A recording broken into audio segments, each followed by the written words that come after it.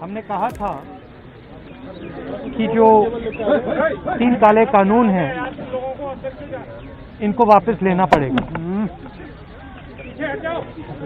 इसलिए कहा था क्योंकि हमें मालूम था कि 3-4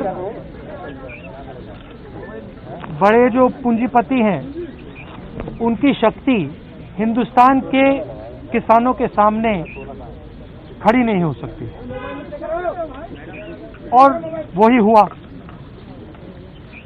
जो 3 काले कानून थे उनको अंत में रद्द करना पड़ा। ये किसानों की, मजदूरों की सफलता है, एक प्रकार से देश की सफलता है। मगर जिस प्रकार से ये कानून रद्द किए गए बिना कोई डिस्कशन, पार्लियामेंट में इसके बारे में चर्चा नहीं होने दी, ये दिखाता है कि सरकार डिस्कशन से डरती है और दिखाता है कि सरकार जानती है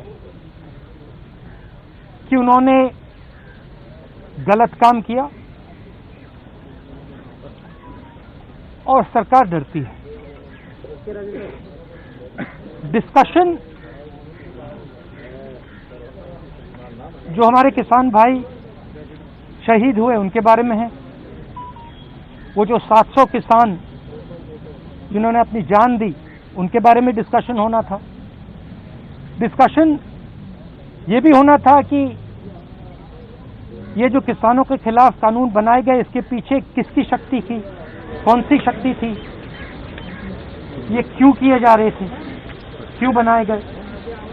डिस्कशन एमएसपी पे भी होना था, और जो किसानों की समस्या है उस पे होना था। लखीमपुर खेरी और इनके जो होम मिनिस्टर हैं उन पर डिस्कशन होना था, वो तो सरकार ने होने नहीं दिए। मगर सरकार के दिमाग में थोड़ा सा कंफ्यूजन है। वो सोचती है कि जो गरीब लोग हैं, किसान लोग हैं, मजदूर लोग हैं, उनमें कोई शक्ति नहीं है, उनको दबाया जा सकता है। और इस एपिसोड में यह दिखाया है कि किसानों को, मजदूरों को, गरीब लोगों को, कमजोर लोगों को हिंदुस्तान में दबाया नहीं जा सकता। अंग्रेजी में बोल। We had mentioned earlier that the farm laws would have to be withdrawn, and we had said it because we understood that the might of 3 or 4 large crony capitalists cannot stand against the might of the Indian farmer and the Indian laborer, and that has come true. What is unfortunate is how the bills have been repealed without any discussion, without any conversation.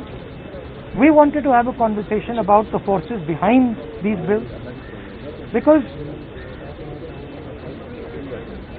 these bills do not just reflect the view of the Prime Minister. These bills reflect the power behind the Prime Minister, the power of people and forces behind the Prime Minister, and that is what we wanted to discuss. Who actually is behind these 3 bills?